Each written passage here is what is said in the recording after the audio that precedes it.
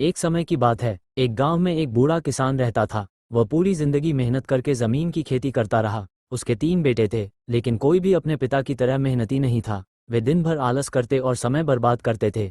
वे सोचते थे कि जब पिता मर जाएंगे तो जमीन बांटकर आराम से रहेंगे। ये देखकर बूढ़ा किसान बहुत दुखी हुआ। उसे समझ में आ गया कि अगर बेटे ऐसे ही रहे तो एक दिन सब कुछ नष्ट हो जाएगा। इसलिए उसने एक चालाकी भरी योजना बनाई। एक दिन उसने अपने बेटों को घर में बुलाया और कहा, बेटों, हमारे खेत में कहीं एक खजाना छिपा हुआ है। मुझे याद नहीं कि कहाँ रखा है, तुम लोग खोजकर निकालो। बेटों ने ये सुना तो बहुत खुश हुए। उन्होंने सोचा, अब तो हम अमीर बन जाएंगे। अगले दिन सुबह सुबह वे फावड़ा, हल और बेलचा लेकर खेत में उतर पड़े। उन्होंने पूरे दिन मिट्टी खोदी खोदी और खोदी। सूरज सिर पर था, पसीना बह रहा था, फिर भी वे नहीं रुके। उन्होंने पूरा खेत उलट पुलट दिया, पर कुछ भी नहीं मिला। शाम को थके हुए वे घर लौट आए। उन्होंने पिता से कहा, हमने पूरा दिन खोदा पर कुछ नहीं मिला। किसान मुस्कुराया और बोला, तुमने खजाना पा लिया है, लेकिन वह सोने का नहीं, मिट्टी के अंदर है। अब उसी मिट्टी में बीज बो दो, देखना क्या होता है। बेटों ने पिता की बात मान ली। उन्होंने बीज बोए, पानी दिया और खेत की देखभाल की। कुछ महीनों बाद खेत हरे भरे फसलों से भर गया।